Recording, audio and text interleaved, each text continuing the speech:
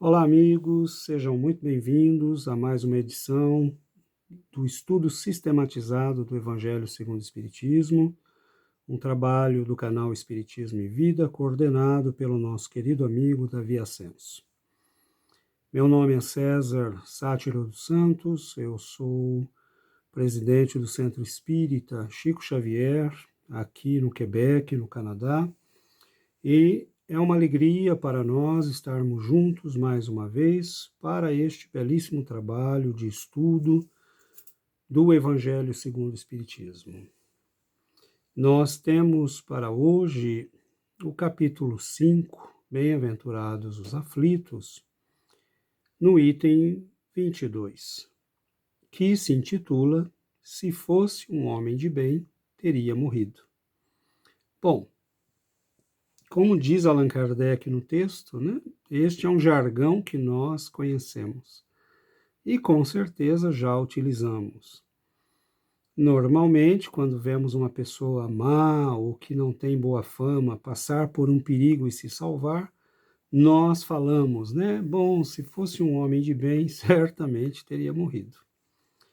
Então, Allan Kardec, num texto que não é muito longo, nós podemos até ler juntos, né? Ele nos explica que, ao dizer isso, nós estamos, na verdade, falando algo que não procede, né? Algo que é fruto da nossa ignorância.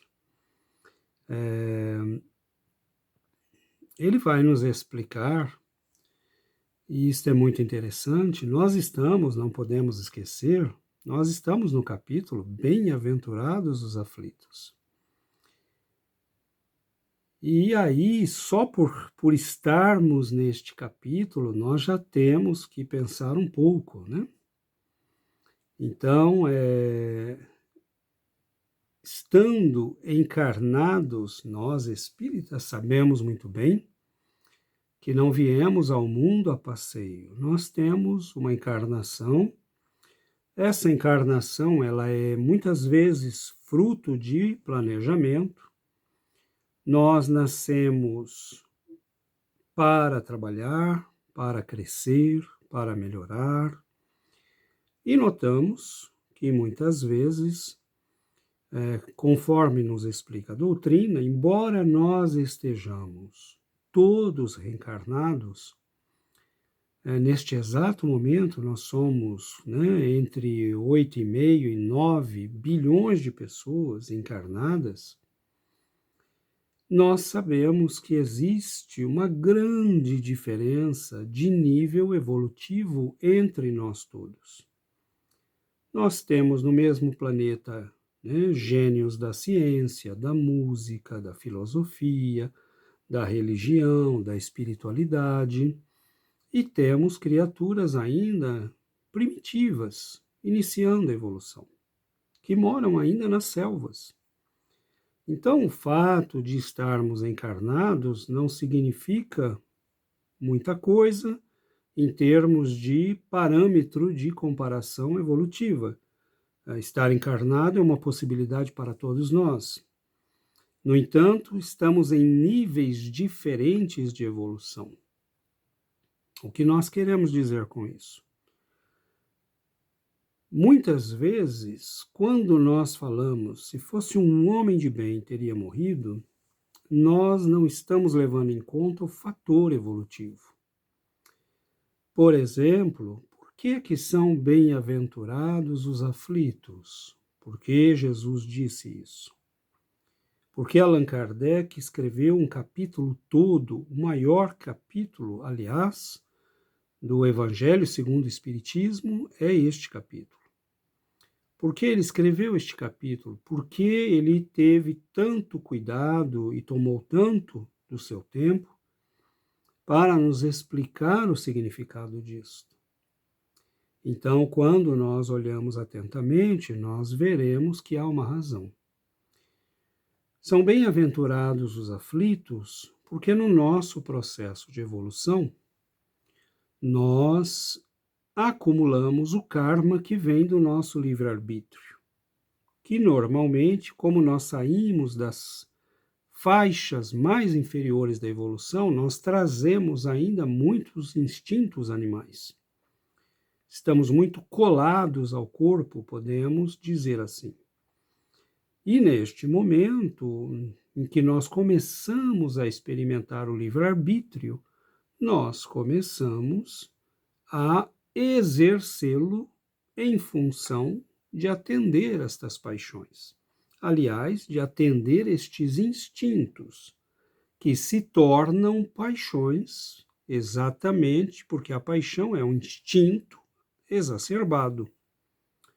Então, nós vamos acumulando aprendizado, mas também acumulando karma. Num certo momento, chegado a um grau de evolução, de consciência, de entendimento, nós começamos a acertar as contas conosco mesmos, com a providência divina, com os nossos semelhantes, com a nossa evolução. Nós vislumbramos algo que vai além da matéria, nós entendemos a imortalidade, nós compreendemos a reencarnação. Nós, com o desenvolvimento da inteligência, que, como diz o Livro dos Espíritos, vem sempre primeiro, né? Raramente vai se desenvolver simultaneamente com a moral, nós acabamos percebendo, com o desenvolvimento da inteligência, aquilo que nós chamamos de lei, ação e reação. Então, nós fazemos, vemos as consequências, aprendemos. Num certo momento, nós decidimos mudar de vida. Passamos a um nível de consciência de espíritos que estão buscando a elevação. E neste momento, nós começamos a programar encarnações que nos colocam um certo grau de dificuldade, um certo grau de provação. E nós reencarnamos, mas, por exemplo, junto conosco pode reencarnar alguém na mesma família, ou ao nosso lado, ou fazer parte do nosso círculo, que está ainda um pouco mais atrasado na sua evolução.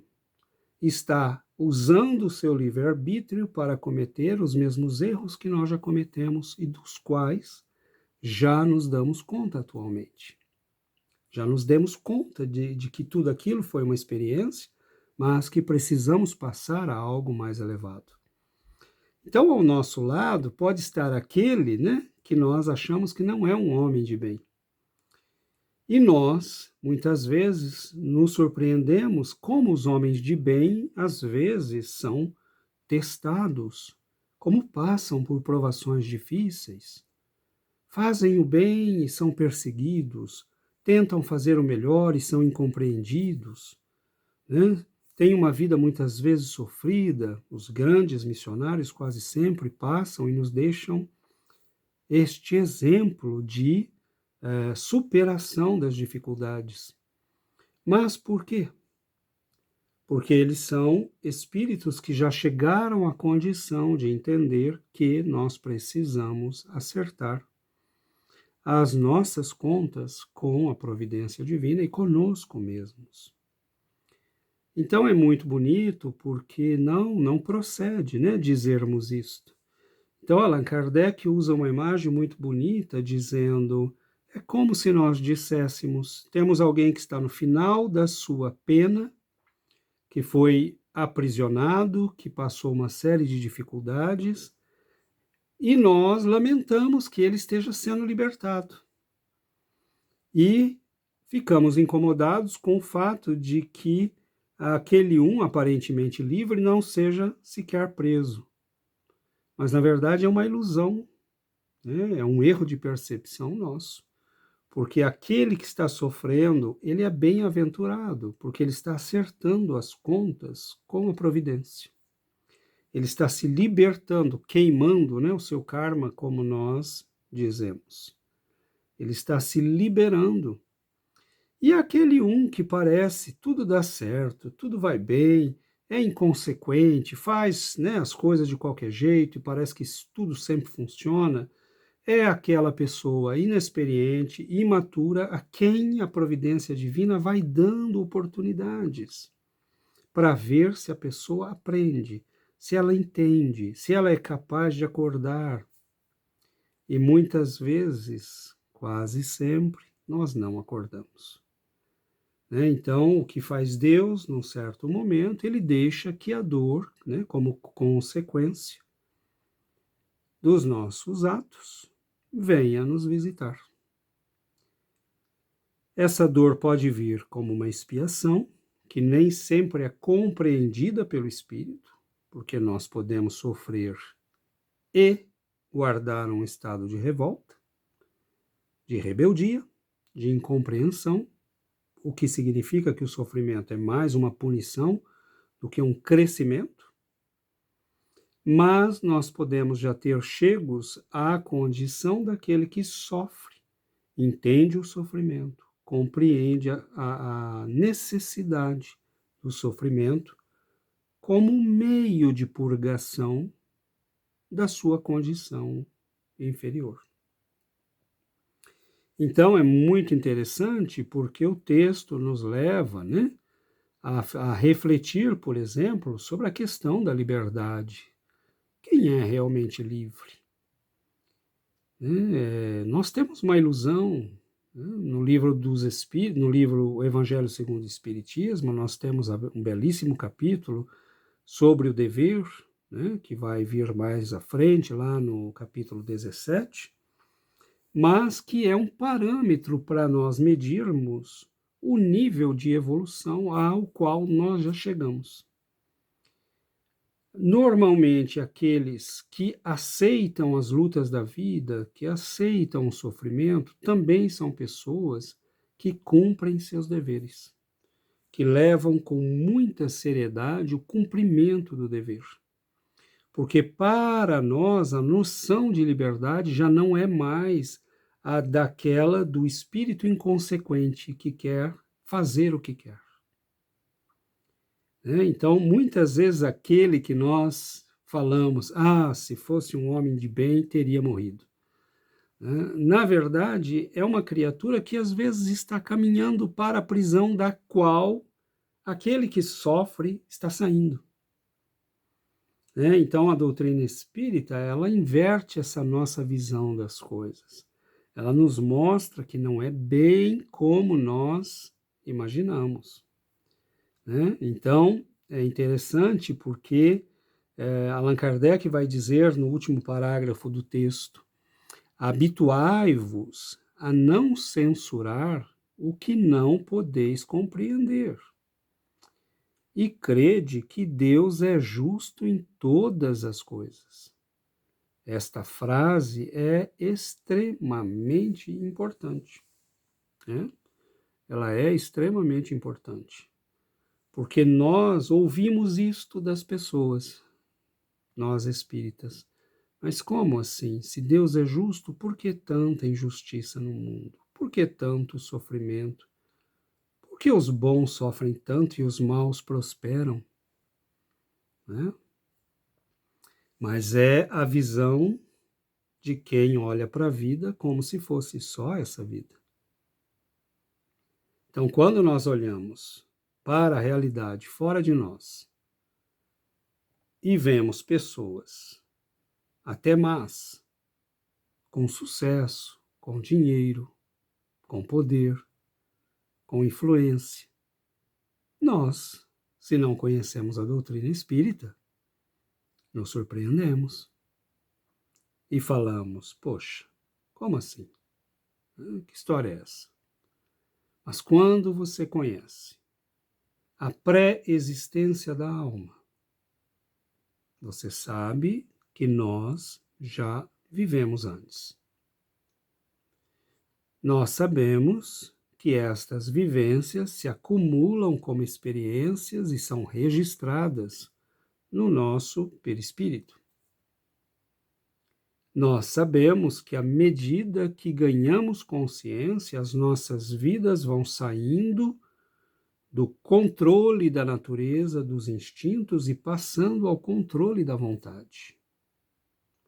E à medida que o nosso pensamento evolui, o nosso livre-arbítrio evolui e a nossa vontade começa a direcionar a nossa vida. Então, nós vamos nos tornando mais e mais senhores do nosso destino, responsáveis daquilo que fazemos e em condições de aceitar as consequências daquilo que fazemos. São séculos, milênios de evolução para chegar ao grau de entender isto. Mas o irmão nosso, às vezes ali do lado, está ainda em fases que nós já passamos. Assim como espíritos como Chico Xavier já estão em fases que nós ainda não chegamos. Então, este processo, nós sabemos da pré-existência da alma, nós sabemos como funciona o processo reencarnatório e nós sabemos que outras vidas nos aguardam. Mas há algo que nós sabemos igualmente, é que nós somos responsáveis daquilo que somos, daquilo que fazemos, daquilo que escolhemos. E neste caso, nós começamos a chegar ao plano espiritual, uma vida, 2 vidas, 3 vidas, 100 vidas, e nós começamos a avaliar as consequências da nossa existência. E num certo momento nós acordamos, porque não raras vezes nós chegamos ao plano espiritual numa condição difícil, de sofrimento, de necessidade, tendo que ser ajudados pelos nossos entes queridos, por aqueles que já avançaram um pouco mais do que nós. Então, a doutrina espírita, quando nos abre, quando ela nos descortina a imortalidade e nos mostra, notemos, por exemplo, que uma das preocupações de Allan Kardec foi nos explicar o mecanismo, Nós somos imortais, o mecanismo de comunicação com os espíritos, mas uma das preocupações fundamentais do codificador foi mostrar a importância da evolução moral para a nossa condição no plano espiritual. Por exemplo, no livro Céu e Inferno, ele vai colocar comunicações de espíritos que estão em diferentes graus evolutivos e que vão descrever como chegaram no plano espiritual. Então, nós vamos ver que aqueles que foram criaturas ignorantes, que praticaram mal, que cometeram suicídio ou homicídio, que fizeram mal aos seus semelhantes, quase sempre chegam numa condição de grande necessidade, de grande sofrimento. E aqueles que fizeram o bem, que se sacrificaram, lembro até de uma história de uma moça que era uma empregada doméstica, de uma família, e a família perde tudo e ela continua trabalhando e mesmo tirando dos seus recursos para ajudar uma parte da família. E ela vai se comunicar na condição de um espírito feliz. Então, Allan Kardec faz questão de mostrar isto. Ele nos descortina a realidade da vida espiritual. E a obra de Chico Xavier, maravilhosa, vai nos descortinar ainda muito mais tudo isso com muita precisão. Então, quando nós lemos Nosso Lar, Os Mensageiros, Missionários da Luz, Obreiros da Vida Eterna e toda a coleção de André Luiz, por exemplo, nós estamos diante, as coleções de instruções psicofônicas, todos os livros da obra de Chico que nos falam desse aspecto da realidade espiritual, vão nos mostrar exatamente isso, em detalhes, com muita precisão, como a escolha de vida, como os nossos pensamentos, como as nossas paixões, como os nossos apegos, né? Mostrando, por exemplo, que mesmo espíritas podem chegar muito mal, podemos chegar muito mal ao plano espiritual. Porque saber a verdade não quer dizer que nós a integramos. Saber a verdade não quer dizer que nós transformamos a nossa vida em função dessa verdade. Então, Chico comentava com amigos, né, que muitos espíritas desencarnados com quem ele já teve a oportunidade de falar, todos eles assinalavam que não estavam muito bem e lamentavam o tempo perdido, lamentavam não ter feito mais, em face do conhecimento que possuíam. Então, é muito delicado, né, essa questão, porque a doutrina nos leva a uma reflexão muito profunda. Saber tudo o que nós sabemos não é garantia de que chegaremos no plano espiritual em boas condições.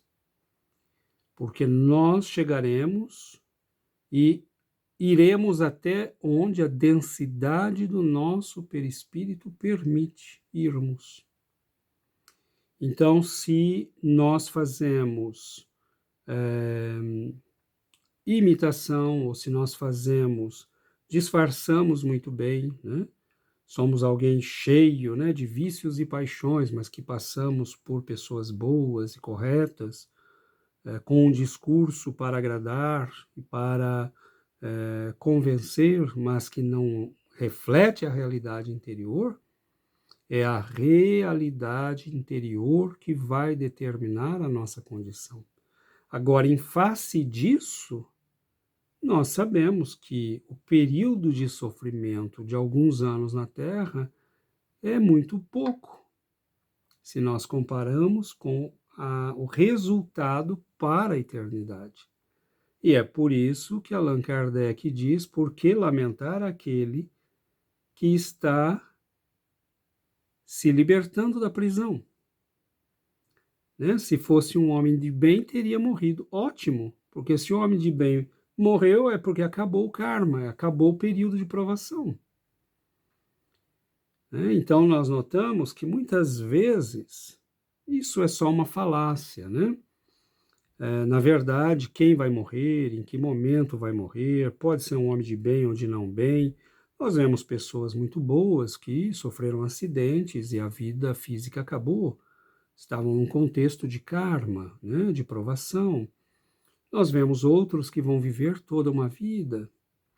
Mas o que é importante? Importante é essa consciência que a doutrina espírita nos dá. Nós, espíritas, não olhamos a realidade do mesmo jeito que os outros. Nós temos uma visão diferente. Por exemplo, reencarnar é uma preciosidade.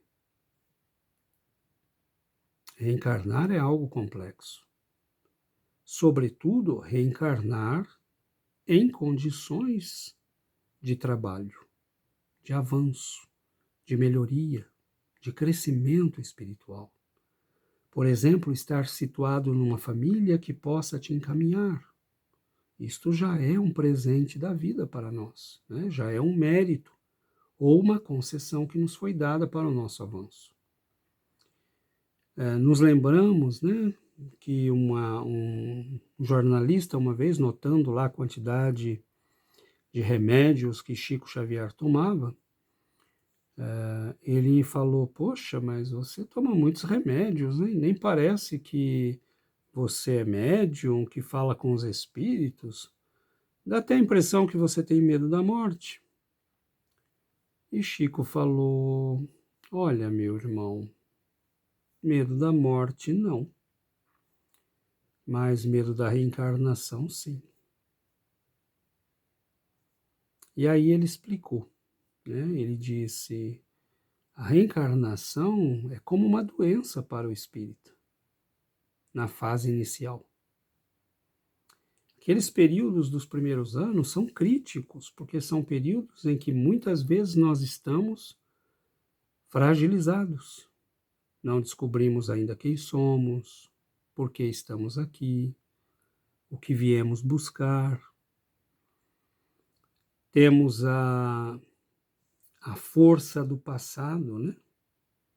Pressionando para reassumir o controle no nosso psiquismo.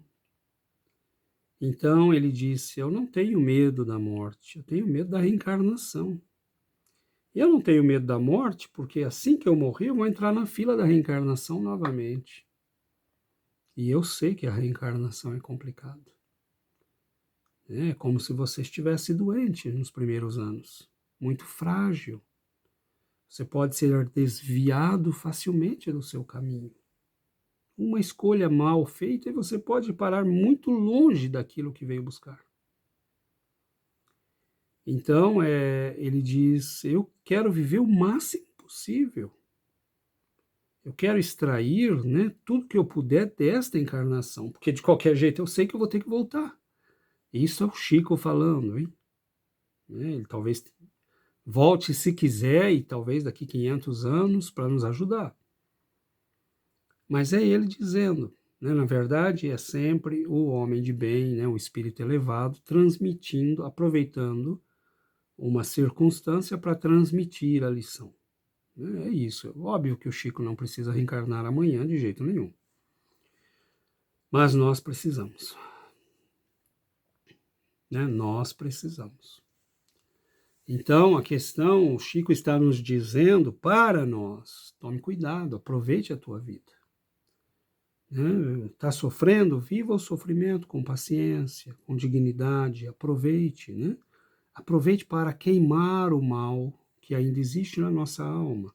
Aproveite para queimar tudo aquilo que é negativo. Então, a doutrina espírita, quando nos dá essa percepção das coisas, é óbvio que isto muda completamente a nossa maneira de ver. E se muda a nossa maneira de ver, por consequência, tem que mudar a nossa maneira de agir.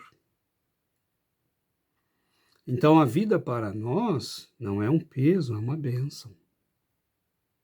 As provações não são uma injustiça de Deus. Como diz Allan Kardec, nós podemos não entender o que está acontecendo, mas nós não podemos duvidar de que Deus é justo em todas as coisas.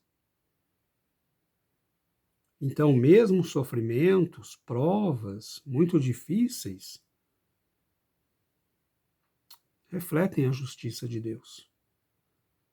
E nós não temos só o caminho do sofrimento para aprender, nós podemos aprender, tendo a concepção espírita, nós podemos aprender pelo amor. Nós podemos aprender pelo esforço, pelo trabalho, pela dedicação, e não necessariamente passar todas as vezes pelo sofrimento. Mas até isto é um processo de compreensão que vem com o tempo, com o aprendizado, com o amadurecimento que nós vamos adquirindo no curso da nossa evolução. Então, nos diz o codificador, muitas vezes o que vos parece um mal é um bem. Olha como muda, né? Como muda a percepção nossa. Como o codificador é genial, né? Como a doutrina espírita é bela. Porque aquilo que muitos veem como um mal, se nós olharmos do ponto de vista da imortalidade, é um bem. Se nós olharmos do ponto de vista da reencarnação, é um bem. E se nós olharmos do ponto de vista do futuro, é um bem.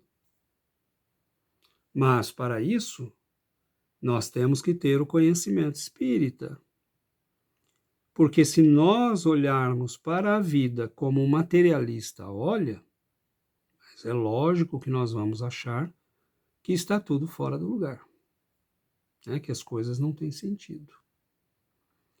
Então, há sofrimentos que nos acontecem agora, há lutas pelas quais nós passamos, há tentações que temos que vencer, há trabalhos que temos que fazer, Mas a vida para nós espíritas não é um peso, é uma bênção.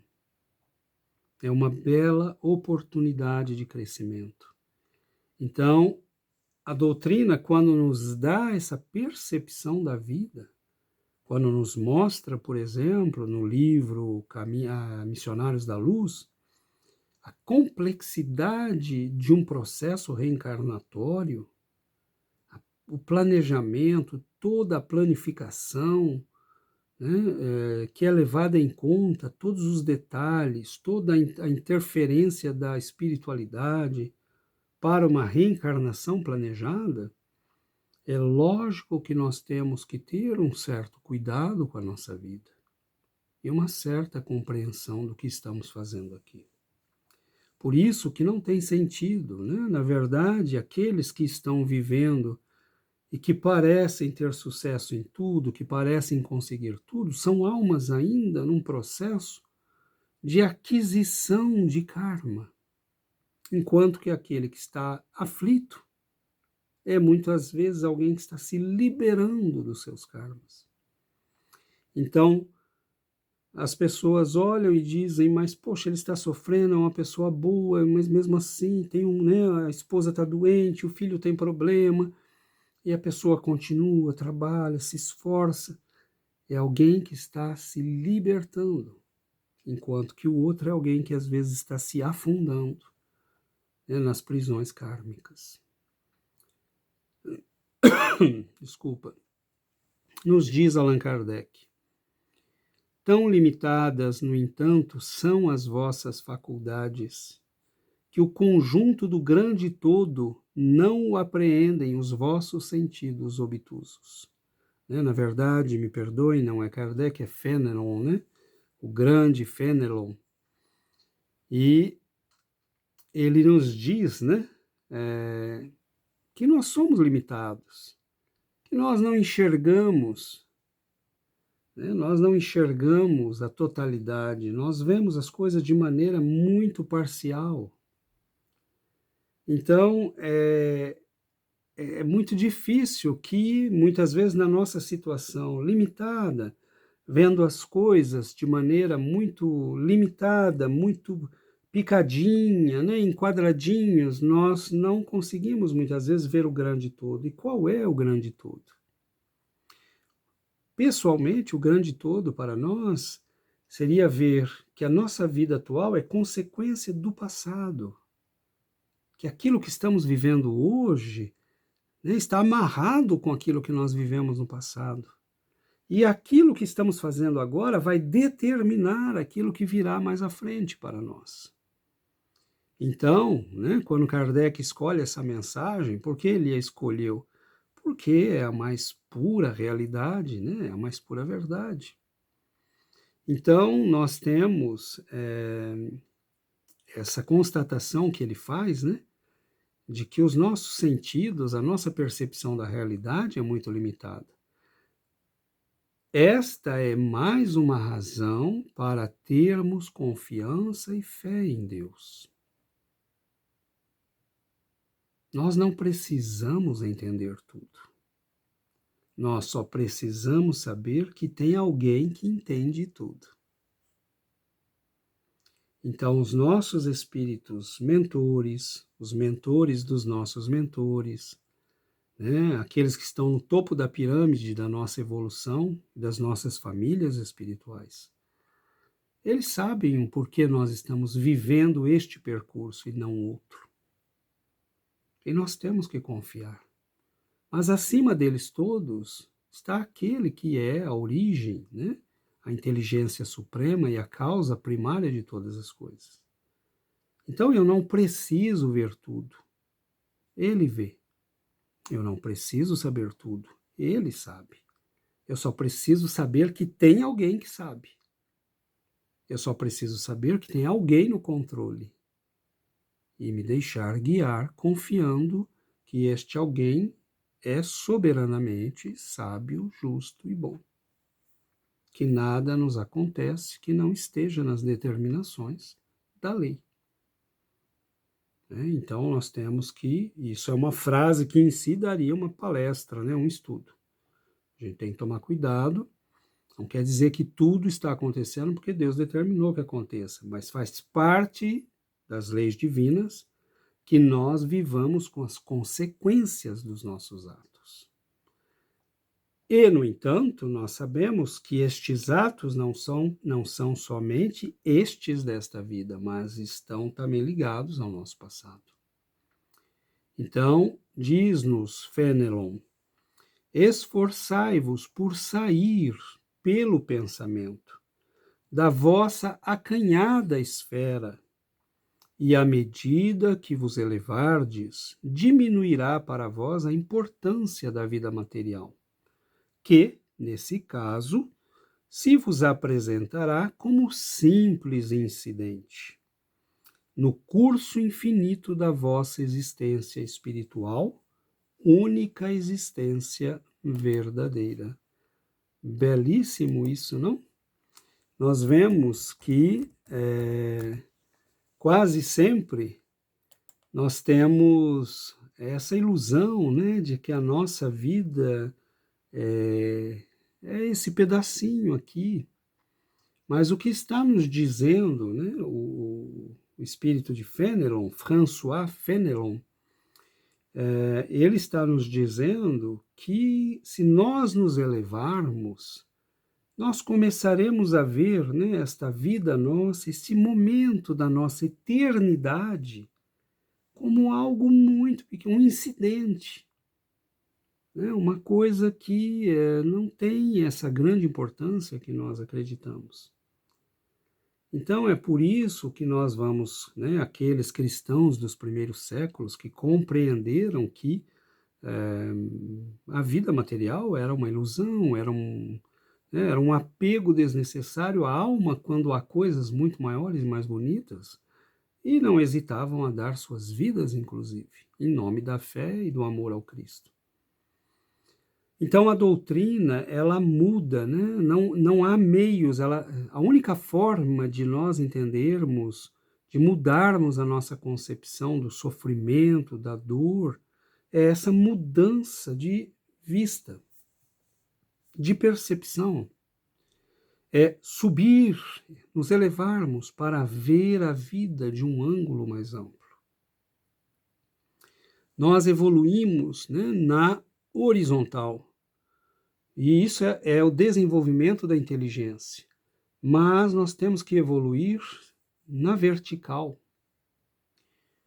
que é a evolução moral. E note que quando nós evoluímos na vertical, nós estamos aqui mais alto, né, do que aqui. Então nós podemos ver com mais amplidão.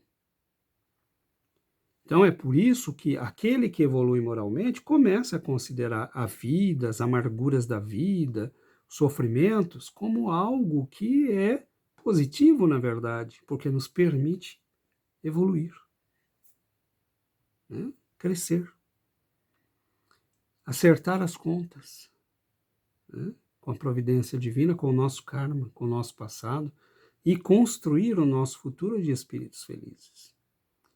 Então, meus irmãos, quando Allan Kardec seleciona essa mensagem, né, de Fenelon, é muito interessante, porque essa visão que tem o codificador, né, dessa necessidade de mudar o nosso olhar sobre a vida. Como a doutrina espírita é maravilhosa, como ela muda a nossa forma de entender as coisas. Como ela nos dá uma perspectiva da existência, da liberdade, do destino, da escolha, né, do sofrimento, que muda completamente a nossa percepção. Então, nós estamos diante, né, de uma concepção doutrinária que vai muito, muito além, né, dessas concepções simplistas que tentam tratar a vida, né, como um jogo de dados em que uns têm sorte e outros, né, vão simplesmente ser escolhidos para o sofrimento. Nós vemos pessoas dizer isto, né? É a vida, Uns têm sorte, outros não têm, uns são mais azarados, outros são mais sortudos, e nós sabemos que não existe isso, né? A vida é consequência, a vida é escolha, a vida é pensamento e vontade. Então nós temos que ter lucidez para entender tudo isso, né? Bom, nós acreditamos que fizemos uma reflexão bastante interessante, né? Porque a doutrina nos sugere tantas coisas e nossa visão nem sempre é tão ampla. Mas quanta coisa, né? Numa mensagem do Evangelho segundo o Espiritismo. E é certo que nós, se um dia voltarmos a esse estudo, falaremos e veremos outras coisas que não vimos hoje, né? Esta é a beleza, porque a mensagem do Evangelho ela funciona como um sistema como uma cebola, né? Com camadas. E nós, às vezes, estamos vendo mais a camada externa, mas à medida em que nós somos capazes de aprofundar, nós vamos vendo, né, outras realidades e aquela mensagem do Evangelho vai nos propondo reflexões à medida que amadurecemos, que entendemos, que estudamos, que hoje nós ainda não percebemos, né? Então, finalizamos aqui os nossos comentários. Lembramos, né, gostaríamos de lembrar que Fenelon, este espírito que escreve a mensagem que Allan Kardec selecionou, ele se chamava François Fenelon. Ele era francês, né? Ele foi, na verdade, François Fenelon é seu pseudônimo, né? Ele tinha um nome lá, François de Salignac de la Motte Fenelon. Ele nasceu em 6 de agosto de 1651 e faleceu em 7 de janeiro de 1715. Ele foi conhecido como Cisne de Cambrai. Ele foi um teólogo católico, poeta, escritor, né? Tinha ideias liberais em política e educação e teve lá, né, alguns desentendimentos com a igreja do seu tempo e com o Estado do seu tempo. E ele pertenceu também à Academia Francesa de Letras. Então, é um grande espírito, um grande sacerdote, um teólogo, né, de primeira linha, um homem que estava à frente do seu tempo, e não é surpresa que ele venha, né, participar da codificação para nos auxiliar, né, no avanço, na busca desta era nova que se desenha para nós, mas que tem muito trabalho pela frente, né? Nós temos aí uma imensidão de trabalho a fazer. Esse mundo de regeneração não vai cair do céu. Ele tem que ser produto do trabalho, do esforço, da dedicação de cada um de nós, do estudo da doutrina, da propagação da doutrina para que outros conheçam e possam, né, se inteirar deste conhecimento libertador, que, como nós vimos hoje, pode sim mudar completamente a nossa perspectiva da vida e, por consequência, pode nos ajudar a extrair desta encarnação o máximo de proveito e de crescimento espiritual. Nós agradecemos o carinho e a presença de todos. Convidamos para que estejam conosco na próxima semana, né? Nosso colega Amarildo Brito, de Bauru, vai trabalhar com vocês o item 23 do Evangelho segundo o Espiritismo, no capítulo 5, né? Continuação deste nosso de hoje. E nós agradecemos, né, ao canal Espiritismo e Vida e a todos vocês, desejando a todos muita paz, que Jesus possa nos envolver, nos amparar e nos proteger a todos, para que aproveitemos ao máximo o conhecimento espírita, que é uma bênção, né? E que não é um privilégio, é um dever que nós temos. Que Jesus nos abençoe, nos ampare e nos proteja sempre.